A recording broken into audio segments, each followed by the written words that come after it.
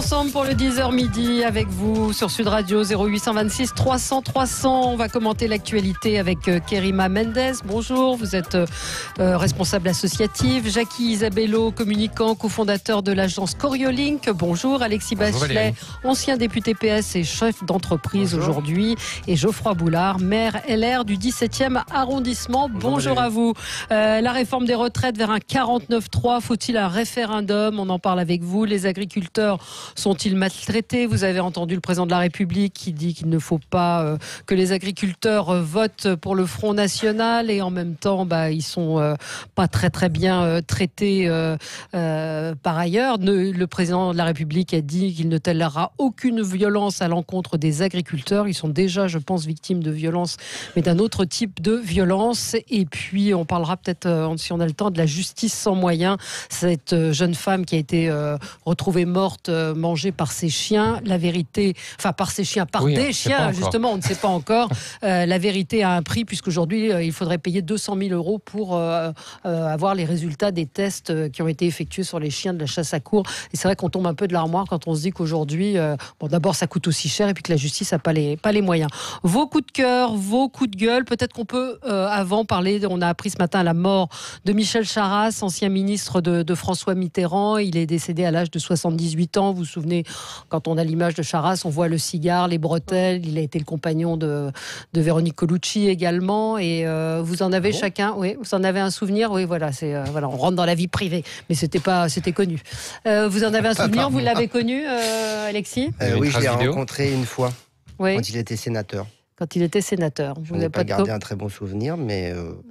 Non, bon. Il était plus rigolo quand il faisait des émissions de variété. Absolument, mais c'est ce que disait Carl Zéro il y a 15 jours. Comme homme politique, il n'était pas forcément très sympathique. Mais le personnage, oui, mais l'homme politique et la personne, je ne suis pas certain. Mais... Après, on ne va pas dire du mal, il est mort. Alors. Oui, mais en même temps, on n'est pas... Moi, je l'ai rencontré et je vous dis, j'en ai pas gardé un souvenir impérissable. On peut. Non, mais moi, je rebondirais sur votre petite assertion relative à la vie privée. C'est vrai que Michel Charasse avait cette réputation d'être quelqu'un qui connaissait beaucoup de choses et qui se protégeait énormément sur ce plan-là. Vous connaissez cette anecdote qu'il avait sa machine à écrire et qu'il tapait lui-même ses notes avec ses deux doigts dès lors qu'il fallait faire passer des informations importantes au président ou à d'autres. Donc entre Edgar Hoover et puis ce pape de la Mitterrandie, si on s'en rapporte à l'affaire Griveaux, Michel Charasse, lui, savait qu'un homme politique est vulnérable et que l'information est quelque chose qui peut le rendre vulnérable. Voilà, si on faisait des mauvaises associations d'idées, on peut rappeler cette il se serait pas fait piéger. Non, sauf qu'il n'y avait pas les... C'était une autre époque. C'était une autre époque. Oui, mais il y avait d'autres types de canaux, il y avait d'autres types d'observations. Les RG étaient là, étaient une police beaucoup plus politique. On était aussi... Ils se sont fait avoir. On était vulnérables. Et Michel Charasse était extrêmement prudent à tous les points de vue. Oui, c'était différent. Je pense qu'on ne peut pas comparer les... Mais comme François Mitterrand, d'ailleurs. Enfin, c'était des personnages... C'est des gens que... François Mitterrand, il avait été dans la Résistance. Il était un peu plus imprudent parce que politique et un engagement qui fait que c'était des gens. C'était difficile d'imaginer. Geoffroy, vous l'avez connu? Absolument pas, Valérie. Je ne connaissais pas Michel Charasse. Vous êtes trop jeune. Par contre, c'était une personnalité haute en couleur. Haute en couleur, mais qui était très différente, en fait, effectivement, de l'image qu'il renvoyait. Je vous disais que j'avais reçu Carl Zéro, qui, dans son bouquin, dit que c'est un de ses plus mauvais souvenirs d'homme politique. Et moi, c'est aussi un de mes plus mauvais souvenirs d'invité. Bon, pardon, effectivement, peut-être que le jour de la mort, on ne dit pas du mal, mais c'est vrai qu'il était différent. C'est juste pour dire qu'il était différent de cette image qu'il renvoyait. Aujourd'hui, on parle de Benjamin Griveaux, l'homme public, l'homme privé. L'homme privé, Charasse, moi, je me souviens que je l'avais reçu à la Plaine-Saint-Denis pour vous donner un exemple entre l'adéquation à la Plaine-Saint-Denis où on tournait, et il était arrivé furax parce qu'il y avait des embouteillages et qu'il fallait sortir du 6e arrondissement. Mais il était très colérique. Très colérique, absolument. Après, ça s'était bien passé, mais c'est vrai que c'était pas... Alors rappelez-vous, Valérie, il y a quand même une personne dont on a dit du mal le jour de sa mort, sans retenue, c'est Léon Zitrone. On a dit, on ne dit pas de la mort, et après tout le monde est tombé sur le rap de Léon Zitrone, même sa famille, pour dire que c'était quelqu'un d'assez ignoble. Mais vous l'avez connu, Kerima? Oui, il était gentil, absolument. C'était quelqu'un de très dur, parce que la fonction aussi voulait voulait qu'il soit comme ça. Mais bon, dans le privé, non, c'était quelqu'un de sympa. Plutôt sympa. Ouais, mais après, il avait été très sympa. Donc voilà. Mais en tout cas, c'est quelqu'un qui a marqué la vie politique. Voilà. Commençons le tour de table avec vos coups de cœur et vos coups de gueule. Jackie, c'est un coup de cœur pour... Je dois dire à nos auditeurs que vous avez retoqué mon premier qui était coup quoi de gueule. Par censure, mais parce qu'on va en parler aujourd'hui. C'était quoi sur les agriculteurs. Mais on va en parler. Non, mais moi je suis plutôt satisfait que le monde du sport, et notamment le sport de haut niveau, commence un peu à nettoyer les écuries d'Augias. Je suis toujours assez surpris, vous savez, de dire tiens, on a découvert que dans le sport, il pouvait y avoir des turpitudes inqualifiables. Rappelez-vous, il y a une quinzaine d'années, les colonies de vacances avaient été... le modèle avait été bien secoué parce qu'on découvrait que certaines personnes pouvaient cibler ces endroits pour trouver des petits jeunes. Il y a sans doute des gens mal intentionnés qui sont devenus entraîneurs et qu'on commence à installer du point de vue des directions départementales, des contrôles un peu plus systématique. On regarde que ces non-dits, ces rumeurs peuvent donner lieu à des choses beaucoup plus tangibles et qu'ils commencent à nettoyer intégralement dans les vestiaires. Ça me semble être une très bonne nouvelle et je souhaitais le souligner après cette affaire qui nous a catastrophé tous. En tout cas, tous ceux qui soit aiment le sport et ont fait du sport de haut niveau, ce qui est mon cas, qu'on commence à faire ça, c'est remarquable parce que ces jeunes-là, ils sont tellement engagés. Le matin, ils s'entraînent. Ensuite, ils font des études. Ils se réentraînent. Vous y croyez vraiment au ménage je pense qu'on va tous être extrêmement regardants parce que la première chose qui construit un athlète de haut niveau, c'est un écosystème par lequel passent les parents. Et si les parents sont encore plus regardants, il y avait des parents qui ont été aussi complices, ou en tout cas qui n'ont pas voulu ouvrir les yeux sur ce qui s'est passé. D'accord, c'est sûr, mais c'est vraiment une petite minorité. Je ne pense pas qu'ils ont signé un pacte avec le diable en disant prenez cette matière humaine. Faites-en ce que vous voulez. En tout cas, c'est effectivement souhaitable. Kerima Mendes, coup de cœur, coup de gueule. Alors moi, mon coup de gueule, ça concerne l'avocat Yacine Brouzou. Qui est le nouveau avocat de Pavlansky dans l'histoire de Benjamin Griveaux. Et hier, j'ai vu...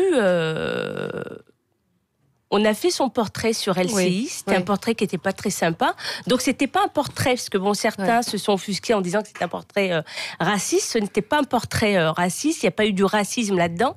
Mais par contre, il y a eu du mépris de classe. Donc, cet homme, on a parlé de ses échecs scolaires. On l'a affublé d'un bonnet d'âne, alors qu'on aurait pu parler de ses échecs scolaires, mais en disant il a eu des échecs scolaires, mais il s'est battu et il est arrivé à ce qu'il est aujourd'hui. Non, j'ai trouvé qu'on l'a cassé gratuitement. Je trouve pas ça très fair-play. La directrice de la rédaction, Valérie Nataf, s'est excusée, a dit que ça avait été maladroit. C'est vrai que c'est un infographiste, c'est-à-dire ceux qui font, qui mettent en image. Non, je ne veux pas la défendre. C'est très, très, très, très maladroit. C'est effectivement Bouzerou, son nom. On va dire ça a été, c'était maladroit. Mais la déclaration qu'a fait la journaliste en s'excusant hier après-midi, en disant non. On a juste voulu montrer la capacité qu'il avait à rebondir et je trouve ça c'est méprisant. On n'a pas à parler de cela. Je n'ai pas trouvé ça très fair-play. Mais est-ce qu'il y avait du racisme? Non, je ne trouve pas qu'il y avait du racisme. Est-ce que s'il n'avait pas été d'origine maghrébine, il serait passé la même chose? Alors après, je ne veux pas rentrer dans cette polémique-là. Non, mais moi j'ai vu la séquence. Alors c'est bizarre parce qu'on dit il est né, il a grandi à Besançon, donc banlieue parisienne, tout ça. Et après, effectivement, on l'affuble. On dit en gros, c'était un mauvais élève, il a échoué, mais quand même, vous voyez, il est devenu avocat de. Je voyais pas le rapport. Je voyais pas le rapport. C'est vrai que c'est comme si à chaque fois, vous voyez, on a vu Balkany, il a changé 4 fois d'avocat. J'ai jamais vu une animation où on raconte la vie de l'avocat de Balkany. C'est vrai, très étrange. Non, mais c'est vrai. J'ai trouvé ça méprisant pour lui. Alexis? Oui, moi c'est plutôt un coup de gueule ce matin parce que même si ça va pas intéresser grand monde en dehors de Paris, il se trouve que j'ai suivi comme d'autres la campagne parisienne et je suis pas tombé de l'armoire parce qu'en politique il faut s'habituer à voir des choses étonnantes. Mais quand j'ai vu la photo entre Agnès Buzyn et Gerhard Panzer, je me suis dit j'ai dû rater un épisode. J'avais compris qu'il allait être candidat jusqu'au bout, que parisien à la vie, à la mort, etc. Le candidat indépendant, citoyen. Bon, et il se trouve que j'ai des amis qui sont colistiers, qui étaient colistiers de Gaspard Ganzer, et que il a même pas eu le courage de leur dire en face qu'il retirait la liste. Il a, je crois, passé un message dans une messagerie. Oui, donc les gens, il y avait 500 personnes derrière lui qui sont, je pense, mortifiées parce qu'ils se sont engagés, et certains même avec de l'argent. Donc je trouve que c'est pas une belle image de la politique, et sur le plan humain, ça dit quand même quelque chose du personnage. Et ces candidats indépendants, sans étiquette, qui disent nous on va faire de la politique autrement. En fait, c'est pire que tout, quoi. Voilà, c'est plus de la politique autrement, c'est vraiment c'est-à-dire que vous des manœuvres donc il y a des gens dégueulasses. Qui ont appris dans la presse qu'il quittait, qu'il abandonnait. Beaucoup. Beaucoup. C'est pas très. De toute façon, il est connu pour ça. C'est un peu compliqué parce que vous êtes en campagne. C'est un peu dur, c'est un peu dur pour les gens humainement. Moi, je trouve que ça donne pas une belle image de la politique, et c'est quand même dur pour les gens qui sont engagés. Franchement, moi, ça m'a un peu écœuré pour eux, parce que puis pour l'image que ça donne, ça renvoie quoi, de manœuvres de quelqu'un qui jette l'éponge la veille du dépôt des candidatures. Alors qu'il y a 2 jours, il jurait sur des plateaux télé. Il irait jusqu'au bout. C'est un peu c'est un peu limite quand même. Ce n'est pas effectivement. Je suis pas sûr que ça aide à ça grandisse pas forcément. Geoffroy Boulard. Écoutez, moi, c'est un coup de gueule qui a été, qui est pas nouveau, hein, mais qui a été révélé par le site Capital sur les loyers des chambres de bonne qui explosent. Ça fait des années qu'on en parle. Il y a l'encadrement des loyers qui a été une mesure qui a été mise en place, qui a été suspendue, qui est revenue à Paris, mais malgré cela, on a des logements insalubres, et pas que dans les quartiers je dirais, populaire, hein, dans tous les quartiers de Paris. Moi, je le découvre régulièrement. J'étais encore interpellé ce matin par un habitant qui me disait qu'il avait un de ses voisins qui avait 78 ans, qui vivait dans 6 mètres carrés, qui n'avait pas de douche, qui n'avait pas de toilette sur le palier. Enfin, on voit passer des annonces, effectivement. C'est un coup de gueule qui s'adresse aussi à la fois aux collectivités, mais aussi aux propriétaires, parce que on ne peut pas laisser des personnes dans 6 mètres carrés, avec des loyers qui explosent. Hein, les petites surfaces à 9 mètres carrés, vous avez des loyers à 800, 900 euros, sans le minimum. Le minimum vital. Mais même, au-delà de ça, on avait à un moment évoqué les marchands de sommeil. On devait faire le ménage, et force est de constater que ça existe toujours et qu'il n'y a pas eu beaucoup de choses de faites. Mais vous avez raison de signaler ça. Quand on regarde l'immobilier et qu'on voit des surfaces de 7 mètres carrés, c'est hallucinant. Et juste, ça me fait penser, ce matin, j'ai lu dans Le Parisien cette histoire sur Le Bon Coin. Un agent immobilier a posté une annonce pour un appartement, un studio vendu à plus de 30 000 euros le mètre carré, c'est-à-dire un 30 mètres carrés qui est vendu 945 000 euros à Paris. Alors, avec vue sur la Tour Eiffel quand vous vous penchez par la fenêtre. Mais c'est vrai que, voilà. Donc, alors, ça rejoint un petit peu le débat qu'on a eu hier. L'agent immobilier était assailli d'insultes, s'est fait insulter, il a été obligé de retirer. Vous n'avez pas honte de vendre à ce prix-là. Et il a dit, voilà, c'est le prix qui a été fixé par la propriétaire. Je suis pas sûr qu'on vende là. Mais c'est vrai qu'à Paris, on atteint, il y a des exemples qui sont donnés dans l'article du Parisien, des choses absolument insensées à près de, 60 000 euros le mètre carré dans le 7e qui ont été vendus. Il y a une chose acheteurs, on ne parle pas du tout. C'est pas le sujet. Non. Le gouvernement s'est enorgueilli d'accueillir 600 à 700 banquiers qui arrivent de Londres. Du fait du Brexit. Moi qui ai vécu à Londres, je peux vous dire que quand Londres s'est enrichi de son industrie financière, ça a eu un impact considérable sur la vie des gens, sur le prix de l'immobilier. Et dans quelques années, et les élus feraient bien de s'en saisir, on va connaître une explosion du prix de l'immobilier dans certains quartiers, et par capillarité ça va rejoindre les autres, du fait de l'arrivée de gens qui ont énormément de moyens. Il faut les accueillir. Regardez ce qui se passe à Dublin. Nous, petit coup de pub, on travaille pour le gouvernement irlandais. Eh bien, c'est très compliqué. On l'a vu dans les élections irlandaises. Le prix de l'immobilier à Dublin a considérablement augmenté du fait de l'arrivée de très très belles sociétés. Ça fait des emplois, mais ça a des externalités, comme disent les économistes. Il faut absolument le prendre en compte, et c'est un exemple, celui que vous avez donné. On marque une toute petite pause sur Sud Radio et on se retrouve pour parler du fiasco de la réforme des retraites. Je crois que le mot n'est pas trop fort. On va vers un 49.3. Est-ce qu'il faut un référendum? On en parle avec vous, 0820. 300 à tout de suite. Sud Radio. Parlons vrai. Sud Radio, 10h midi, Valérie Expert, débat. Avec vous jusqu'à midi, vous retrouverez ensuite André Berkoff. L'Assemblée nationale a bien du mal avec les débats sur la réforme des retraites, totalement bloqué par les milliers d'abandonnements qui provenant de l'opposition. De plus en plus de voix s'élèvent pour sortir l'arme du 49-3. Quand, quoi, comment est-ce que ça va être la seule solution? Certains réclament un référendum. Alors Sibeth Ndiaye s'est beaucoup fait tacler hier sur les réseaux sociaux parce qu'elle a dit faire trancher le débat sur la réforme des retraites par les électeurs reviendrait en fait à faire 65 référendums. Faux, ce que disait Elisabeth Lévy ce matin dans son papier. Quand on les a fait voter sur l'Europe, il y avait 9000 amendements, donc 9000 articles, pardon, effectivement. 49.3, la seule issue possible, Geoffroy Boulard, sur cette réforme des retraites. Je suis un peu sidéré du niveau du débat parlementaire. Ouais. Alors il y a l'obstruction parlementaire, il y a des groupes politiques qui se sont dit qu'ils pourraient exister comme ça, en monopolisant la parole. Ça fait pas avancer le texte, ça fait pas avancer le débat. Le 49.3 est toujours agité comme chiffon rouge pour régler le problème. Enfin, tout ça honore pas le travail parlementaire. On est sur un texte, un projet de loi qui est quand même important. On n'y voit pas très clair. On n'y voit pas très clair, ce que j'allais vous dire. On nous a dit, allez, c'est un régime universel. Ok, mais finalement, on va garder des régimes. Alors en fait, on garde des régimes spéciaux. On attaque les professions libérales. On pompe leurs réserves. Qui étaient des réserves qu'elles s'étaient constituées pour faire face à des chocs démographiques à venir. Tout ça était de bonne gestion. Eh bien, on prélève. On propose des abattements en contrepartie d'augmentation de cotisations. Enfin, tout ça est totalement illisible. Et c'est vrai que cette réforme, on n'y comprend plus rien.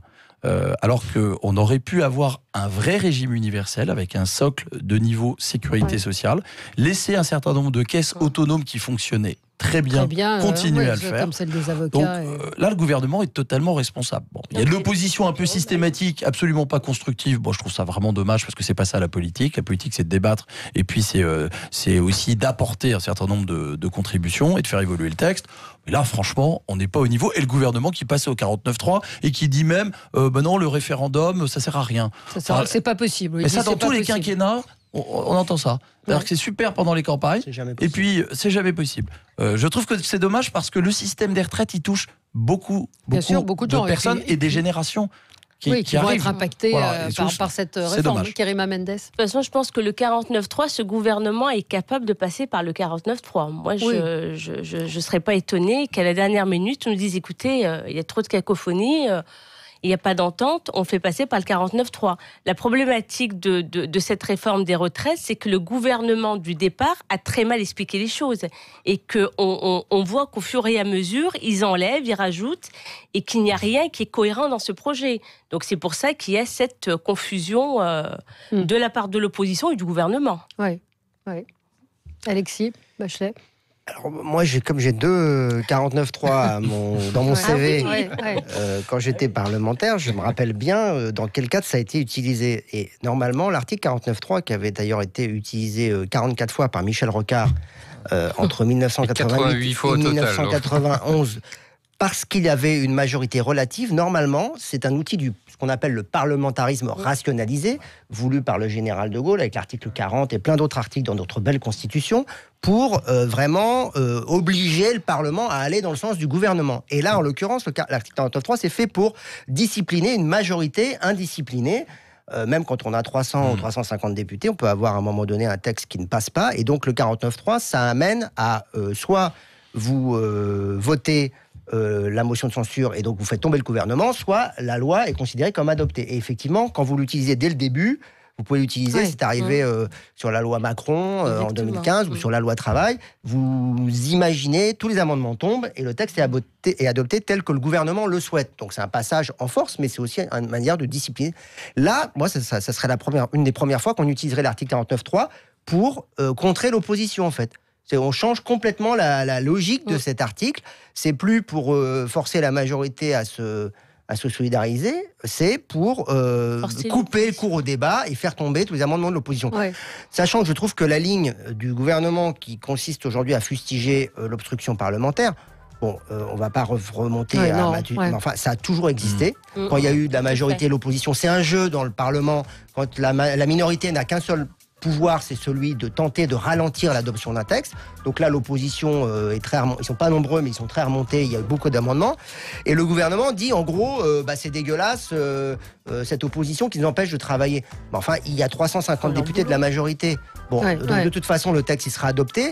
Moi, j'ai jamais vu ce type de ligne qui consiste à démolir le fonctionnement des institutions parce qu'on n'est pas content que l'opposition s'oppose à un texte que par ailleurs le gouvernement quand même a imposé dans des conditions politique extrêmement compliquée, sans accord des syndicats, avec des manifestations. Je veux dire, ça justifie à un moment donné que l'opposition parlementaire s'exprime. Mais sauf qu'il n'y a pas de réponse effectivement du gouvernement. Vous allez avoir la parole dans un instant, Jacky Isabello, 0826 300 300 49 3. Ce sera la seule solution pour le gouvernement. Dites-nous ce que vous en pensez. Est-ce que vous voulez un référendum ?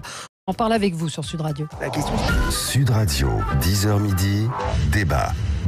Avec vous sur Sud Radio, on est ensemble jusqu'à midi avec Jacky Isabello, communicant, cofondateur de l'agence Coriolink, Alexis Bachelet, ancien député PS, Geoffroy Boulard, maire LR du 17e arrondissement, et Kerima Mendes, responsable associative. Jacky Isabello, on ne vous a pas entendu sur le sujet du 49.3. Il y a une belle histoire de com', je trouve, sur ce temps et le temps parallèle qui est la conférence de financement. Je parle sous le contrôle de deux éminents connaisseurs de la chose parlementaire et politique.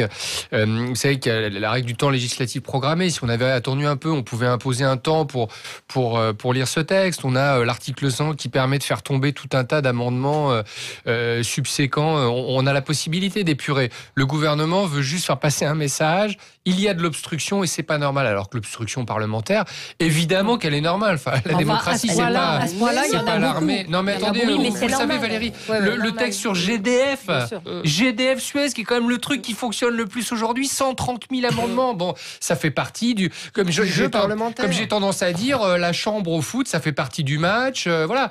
L'obstruction parlementaire, ça fait partie de la règle. C'est légal. Alors, comment on en sort de ce qui est en train de se passer à l'Assemblée ? Quelque chose qui va consister à convaincre l'opinion publique que la France insoumise et une certaine partie de l'opposition exagèrent. Et à partir de ça, on verra s'ils gèrent le 49.3. C'est ça qu'on va mesurer dans les prochaines semaines. Mais quelque chose qui est beaucoup plus inquiétant, moi, c'est cette conférence du financement. Comment on avance ? Sûr, et deux... Que va devenir la constitutionnalité de ce texte ? Parce que je vous dis que le Conseil constitutionnel, quand il va recevoir quelque chose qui va dire, bon voilà, les partenaires sociaux qui, a priori, ne sont pas députés, voilà, on a fait notre financement, tiens, toi le député, tu le prends et tu le votes. Le Conseil constitutionnel, quand il va regarder ça, il va sans doute relire l'avis du Conseil d'État, parce qu'ils ont fait les mêmes écoles et ils sont quand même extrêmement talentueux au niveau du droit, et ils vont regarder si c'est tout et n'importe quoi. Et évidemment qu'ils vont être en face, parce que pour qui a fait du cabinet, ce qui est mon cas, je veux dire, le Conseil d'État, il n'est pas là pour vous tacler, il est là pour vous éviter de faire des conneries. Ils ne l'ont pas écouté, et le Conseil constitutionnel, derrière, il vous tape dessus, et en plus, il le dit à tout le monde. Donc cette conférence du financement, moi, très honnêtement, j'y comprends rien. Deux, je pense que si on faisait travailler des constitutionnalistes, c'est une évolution de la Constitution, une espèce de jurisprudence de la Constitution, on va avoir encore de belles surprises. Oui, Geoffroy Boulard. La situation qui est évoquée là, c'est aussi le fruit d'un dialogue social qui est totalement inexistant. Monsieur Delevoye a soi-disant concerté pendant 2 ans. Payé par le contribuable. Il n'a pas fait que ça. Hier, j'ai demandé est-ce qu'il rembourse, c'est-à-dire qu'est-ce qu'il a fait pendant 2 ans. Non, mais 2 ans, qu'est-ce qu'il a fait ? Ensuite, là, on voit bien qu'il n'y a pas eu de dialogue. Alors, et donc, on passe en force. Enfin, tout ça est quand même très, très, très mal géré. Et maintenant, on veut vite remettre le couvercle sur cette marmite parce qu'il y a des élections municipales qui arrivent et qu'on ne veut pas que ça pollue une ambiance politique qui n'est pas favorable au gouvernement. Donc, la ficelle est un peu grosse. Il y a de l'obstruction. Moi, je trouve que, voilà, on pourrait peut-être limiter aussi un peu peu le nom. Ça renvoie pas une bonne image de la politique. Vous pouvez dire que c'est le jeu parlementaire, très bien, mais je trouve que là, il y a peut-être des progrès à faire, parce que les Français, ils vous regardent, ils nous regardent, ils observent et ils se disent, bon, à un moment donné, c'est quoi le fond du débat? Et qu'il y ait des débats à l'Assemblée, il en faut. Ouais. Mais peut-être les organiser. Le gouvernement, il fait exprès, il a les outils pour limiter cette obstruction. On le sait depuis, en plus, les dernières réformes. S'il y a quelque chose qu'on peut faire, c'est limiter considérablement l'obstruction. Alexis le sait mieux que personne. Sauf que là, on fait en sorte. On verra, ça peut intervenir effectivement. La question, c'est avant ou après les législatives, s'il y a le 49.3. Les municipales, pardon. Je suis déjà à mon avis, le font après les municipales. Je ne suis pas conseiller du gouvernement, mais enfin, si j'étais eux, je ne le ferais pas avant les élections municipales, parce que sinon, il y aura un effet de souffle qui va être encore plus terrible. Là, déjà, j'ai vu qu'à Bordeaux, Philippe Poutou était passé devant le candidat de En Marche. Il est à 13%. Donc, si ça continue, ils ne vont même pas faire les 5%. Donc, il faut qu'ils fassent attention quand même. Alors pour que Philippe Poutou fasse 13% à Bordeaux, 13%. Et passe devant le candidat En Marche. C'est l'effet gilet jaune, on l'a vu. On ne pensait pas que Bordeaux était une ville gilet jaune, et on a bien vu qu'il y avait une pauvreté, il y avait une nouvelle force politique qui s'exprime à Bordeaux, et Philippe Poutou, il profite de ça. Il y aura peut-être des surprises. Parlons de nos agriculteurs. Aussi sont très forts. Oui, mais parlons de nos agriculteurs à la veille de l'ouverture du salon de l'agriculture. Vous savez que ça commence demain, porte de Versailles. Le chef de l'État hier s'est exprimé. Et il a affirmé qu'il ne tolérera aucune violence à l'encontre des agriculteurs. C'est une interview qu'il a accordée à la presse régionale quotidienne, à la presse quotidienne régionale plutôt. Il a été évidemment interrogé sur le contexte. Il dit « Nous sentons aujourd'hui une tension forte dans la société. Il faut à la fois protéger les agriculteurs contre la stigmatisation dont ils font l'objet et réussir la transformation du modèle agricole. » Et il a appelé les agriculteurs, il les a exhortés à ne pas céder aux sirènes du Rassemblement national. Je trouve ce discours dans le ton du en même temps et qui semble découvrir la lune. J'ai pas le sentiment que les Français stigmatisent leurs agriculteurs. Au contraire, ils sont plutôt derrière leurs agriculteurs. Et à chaque fois qu'on fait des émissions sur le sujet, on dénonce justement la précarité, la difficulté aujourd'hui. Donc je sais pas d'où il sort la stigmatisation. C'est pas sur le glyphosate ou sur des choses comme ça. Les ONG qui vont. C'est pas ce que pensent les Français. Les Français aiment leurs agriculteurs, non? Moi, je voulais parler de cette étude, la Chambre d'agriculture de Saône-et-Loire, qui vient de faire une étude, parce que la Saône-et-Loire, c'est la petite France, d'un point de vue agricole, c'est comme ça qu'ils l'appellent, qui montre que près de 35% des agriculteurs sont en situation de burn-out. Et le chercheur qui a mené cette enquête, qui connaît très bien les problèmes de burn-out chez les entrepreneurs, qui s'appelle Olivier Torres, disait « Quelqu'un qui est un burn-out dans une entreprise classique, c'est grave, mais il peut se remettre. Le problème d'un agriculteur, c'est que son exploitation, c'est aussi son patrimoine. Et donc, s'il connaît un échec économique, eh bien, il est sur une voie suicidaire, ce qui n'est pas forcément le cas. Et donc, il attirait l'attention sur ce problème-là. 35% de gens qui nourrissent notre pays qui sont en situation de burn-out, c'est grave. Et puis après, juste très rapidement, ce que Bronner appellerait ces problèmes d'irrationalité en ce moment. Quand vous regardez la Chine et que vous leur dites la France, l'agriculture, ils vous disent c'est le LVMH de la bouffe, la France. C'est vrai. Si on met France sur un produit agricole, ils achètent. Bien sûr. Et nous, de notre côté, on vit des transformations assez incroyables au centre duquel sont nos agriculteurs, et on a du mal à gérer, on a du mal aussi à les accompagner. Ils gagnent mal leur vie. Vous avez vu 880 € par mois de revenus moyens. C'est pour ça que... Ils sont au centre de transformation agroalimentaire, de santé publique, environnementale, territoriale.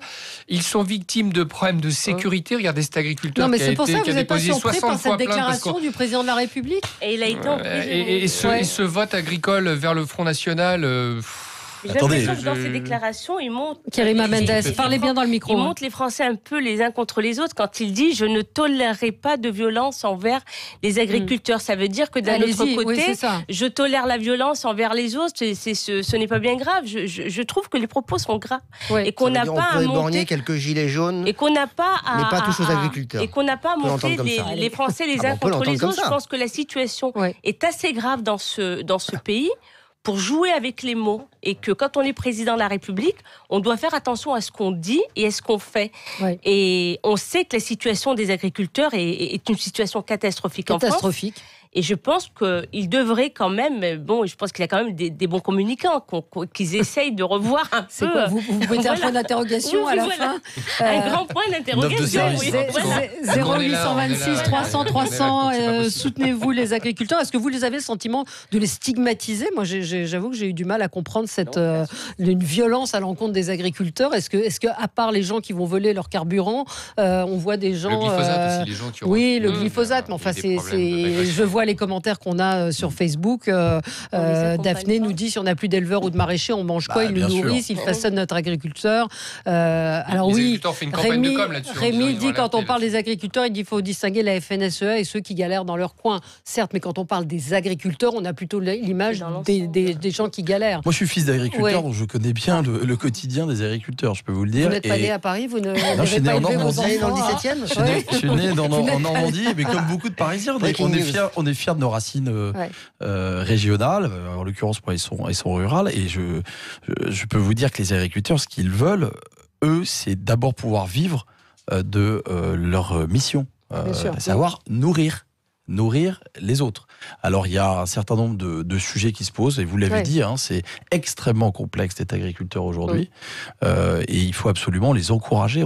Ça devrait être un plan de mobilisation. Alors je vois pas le lien avec le Front National du président de la République, parce que non, mais je veux dire, qu'il y a une partie, je crois qu'il y a une partie, il y a une partie qui est tentée, il y a une partie serait tentée par le vote Rassemblement National. Oui, mais il y a d'autres professions aussi. Il y a d'autres professions. Il y a d'autres professions aussi. Chez les petits commerçants. Moi, mais autour des présidentielles, il y a une partie de la France qui est tentée. Le message du président de la République, c'est quoi vis-à-vis des agriculteurs Qu'est-ce qu'il en leur 2020 propose ? À part nous dire, attention, non.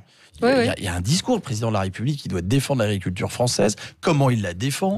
Il doit la faire évoluer et l'aider dans cette mutation. Mais on a des agriculteurs très performants qui sont aussi qui aujourd'hui ont une conscience environnementale forte, qui aujourd'hui se mettent dans les filières parfois assez lucratives aussi sur le bio, et il faut accompagner cette mais il y a même des changements de comportement chez les très gros agriculteurs. Mais bien sûr, mais il faut arrêter la caricature, si vous voulez. Les agriculteurs, ils veulent être respectés, et ils sont respectés, vous le voyez à travers les réactions sur votre site internet, et on le voit aussi dans les sondages, il y a un attachement très fort. Oui, parce que lui, en fait, ce dont il parle, c'est l'activisme violence, je le cite, à l'égard des militants, notamment il parle des anti-pesticides qui font débat et qui sont effectivement parfois violents, mais c'est une infime partie de la population. Enfin, les gens peuvent être contre les pesticides, mais pas pour autant aller violenter des agriculteurs. Mais encore une fois, la détresse de ceux qui se sont fait voler du carburant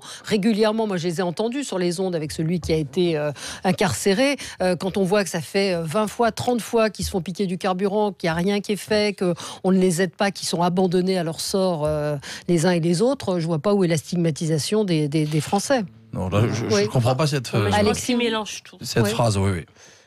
Non, mais moi, je pense que le président devrait avoir. Il y a sûrement d'autres choses à dire aux agriculteurs aujourd'hui. Exactement. Voilà. Ce que le président devrait dire, c'est aux agriculteurs, c'est que même s'ils représentent moins de 1% de la population, ils ont un rôle fondamental dans la transformation de notre système agroalimentaire. De notre alimentation. Que les gens maintenant ont des exigences nouvelles en termes de qualité, de suivi, de traçabilité, de proximité. J'ai même envie de dire, si moi président, je dirais aux agriculteurs, vous êtes l'avenir. Bien sûr. Parce qu'on aura peut-être besoin demain de nouveaux agriculteurs, parce que les gens veulent maintenant plus d'agriculture en proximité. Donc il y a plein de terrains qui deviendront des terrains agricoles, y compris en Île-de-France, parce que les gens aujourd'hui veulent être approvisionnés localement, et que si on veut être approvisionné localement, on a besoin d'agriculteurs près de chez nous. Alors, donc ça veut dire qu'il faut créer des emplois dans ce domaine-là, et donc les accompagner. Le problème aujourd'hui de l'agriculteur, c'est l'industrie agroalimentaire. La mauvaise image, elle n'est pas de l'exploitant, en tout cas celui qui respecte les normes, elle est dans les abattages. Les vidéos horribles, L214, ça, excusez-moi, ils ont eu raison de ces activistes de dénoncer ces dérives-là. Il y a effectivement peut-être aussi certaines pratiques de l'industrie agroalimentaire qui polluent les sols, qui polluent les rivières, et puis ensuite la grande distribution.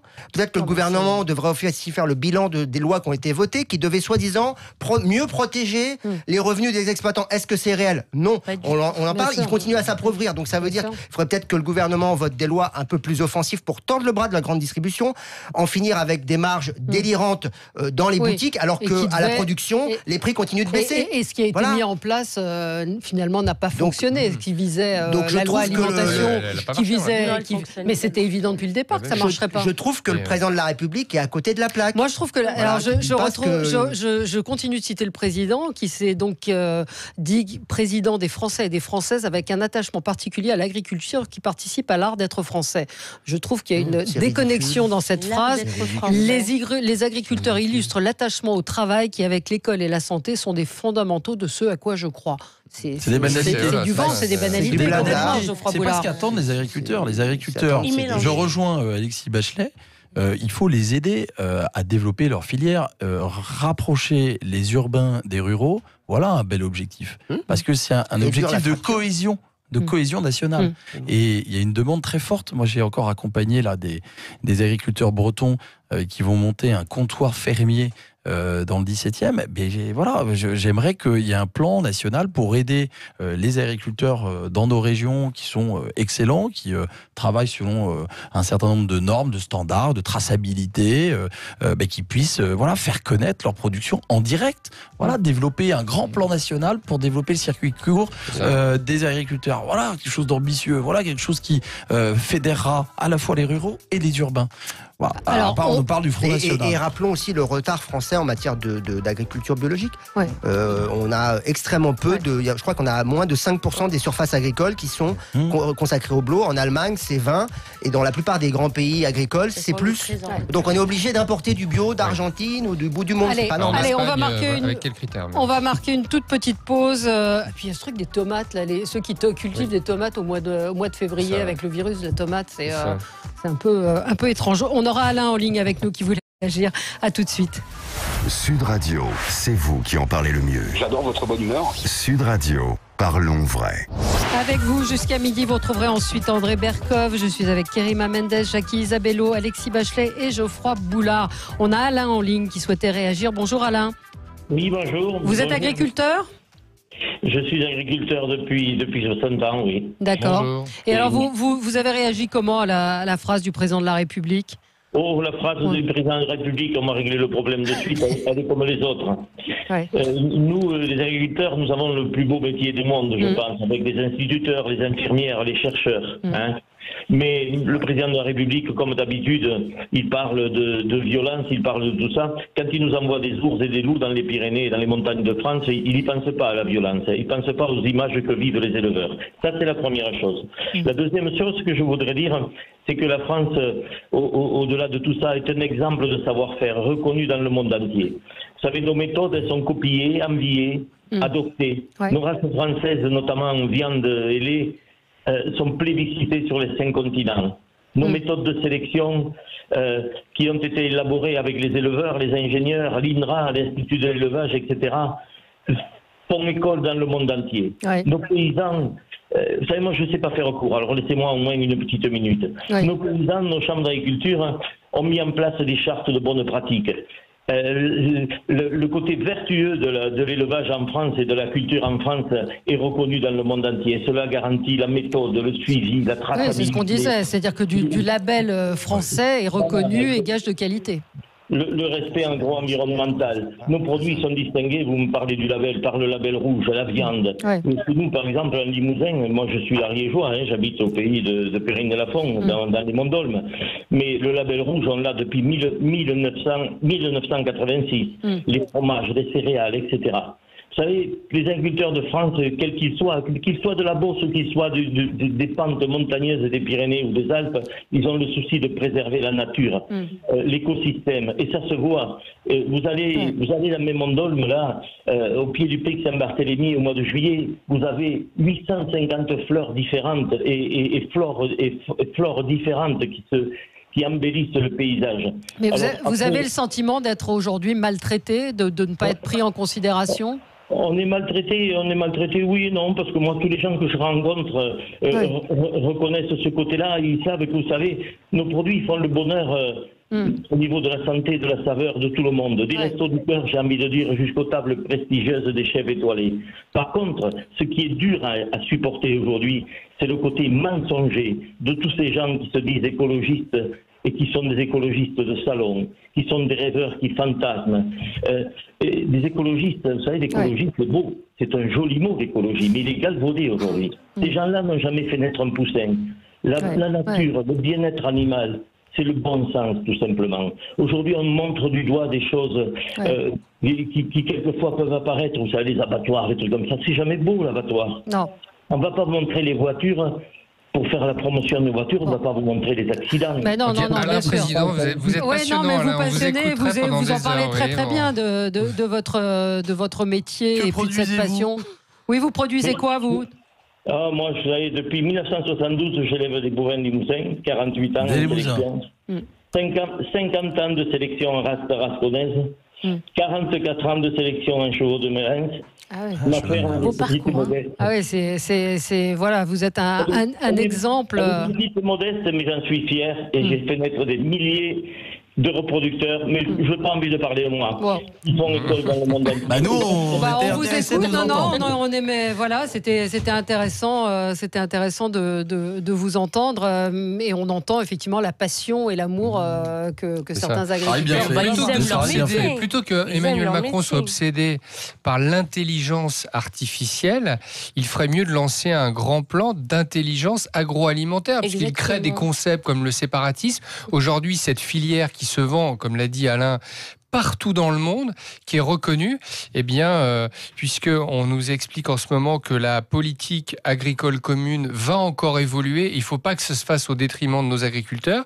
Il faut qu'on se saisisse de ce savoir-faire. On est bon pour vendre des sacs de luxe, on peut quand même être bon pour aller vendre nos savoir-faire dans ces univers-là, qui encore une fois, dans des pays où on s'empoisonne en mangeant, dès que vous brandissez le bleu, blanc, rouge français, c'est la sécurité qui s'imprime dans le cerveau des gens, le label rouge, etc. C'est la carte France qui doit être utilisée. Là. Je voudrais qu'on dise quelques mots quand même de ce tragique drame, de ce drame qui s'est passé il y a quelques mois, de cette femme qui a été retrouvée morte, à moitié mangée par des chiens. Enfin, on ne sait pas exactement ce qui s'est passé. Et c'est vrai qu'hier, quand j'ai vu cette information qu'on ne saurait pas pour l'instant la vérité sur la mort de cette femme, parce que ça coûte 200 000 € pour avoir les résultats des tests ADN. Alors, est-ce que ça apporte quelque chose de savoir qui a tué, si c'est les chiens de la meute ou si c'est son propre chien? Mais la justice aujourd'hui, il faut savoir que ça coûte cher. Oui, mais Kerima Mendes, parlez bien dans le micro. Il est quand même important de savoir qui a tué cette jeune femme. T'es enceinte déjà, ne serait-ce que pour son mari, savoir ce qui s'est passé. Puis je trouve que c'est quand même assez grave de dire, écoutez, ça coûte 200 000 €. Comme ça coûte 200 000 €, on ne fait rien. Et puis on voit aussi la pauvreté de la justice actuellement. C'est qu'on n'a pas les moyens pour faire certaines analyses et pour aller, pour pousser un peu plus loin l'enquête et faire notre travail. Oui, c'est une question de justice. On doit savoir ce qui s'est passé sur cette terrible affaire. On a une pensée pour la famille, je veux dire, à un moment donné. Alors, là, il y a un coût, parce que c'est vrai, une expertise sur un certain nombre de chiens. Tout ça est très, très lourd. Mais il faut le faire. Et la justice doit commander cette étude. La polémique sur le coût, on a une vie... non, mais c'est choquant. Moi, j'ai trouvé ça assez choquant. J'ai trouvé ça assez choquant. Qu'est-ce qui est choquant? Alors, ce qu'il faudrait, c'est mettre des chefs d'entreprise dans l'administration publique. Je vais vous citer un copain militaire. C'est un laboratoire privé. Je vais vous expliquer pourquoi. Non, mais attendez, je vais faire la démonstration. Je vais vous citer l'exemple d'un copain militaire qui discutait avec un de ses copains militaires engagés au Sahel et qui lui dit, mais pourquoi vous mettez des Rafales au Sahel? Il n'y a pas d'autres avions. On ne peut pas remettre des Mirages qui coûtent moins cher, parce qu'un Rafale, c'est génial, mais ça coûte un fric fou à entretenir. Au Sahel, on n'a pas besoin de Mirage. Là, c'est la même manière. Vous avez ce cas-là. Qu'est-ce que ferait un chef d'entreprise? Il se dirait, ça va coûter très cher. Il demanderait un devis. Ils ont demandé un devis. Là, c'est ce qu'ils ont fait. C'est le devis. Alors, je pense qu'ils vont en demander d'autres. Mais la juge d'instruction. Deuxièmement, Valérie, qu'est-ce qu'il ferait? Il se dirait, on va commencer par élimination. C'est quoi le dossier? C'est de se dire, est-ce que c'est ces chiens qui l'ont mangé ou est-ce que c'est les autres? On commence par son chien. On va peut-être commencer par son chien pour regarder déjà si on enlève un truc. Et déjà, si jamais on enlève ces chiens, on a quasiment la réponse. Puisque comme on Oui, sait mais il y qu'elle a aura été morte, forcément de l'ADN de son chien sur elle. Après, oui, non, mais attendez, non. S'ils le font, c'est qu'on saura quand même les morsures. Et puis, dernier point, je devrais pas dire ça. Moi, vous voyez, je suis mal intentionné. J'ai une amie à qui c'est arrivé. Enceinte, alors qu'elle était fusionnelle avec son chien. Ouais. Il lui a sauté dessus, il l'a dévisagée. Ouais. Elle était mariée avec un chirurgien plasticien. Donc, elle a été sauvée, mais ça arrive. Ouais. Voilà. Tous les chasseurs vous disent bien qu'une meute, ça poursuit un animal, ça tombe pas sur un homme. Hein. C'est voilà. Après, mais je ne donc suis de pas faire juge, plusieurs de vues. Mais c'est vrai que c'est la juge personnel. d'instruction qui a alerté. Un mot, Alexis, là-dessus. Le coup de la justice, non, rien. Non, ça je suis d'accord avec Jackie là. Bon, moi, je n'irai pas plus loin dans l'anecdote. J'en ai pas. Allez, on se retrouve demain. Non, on se retrouve lundi. Demain, c'est samedi.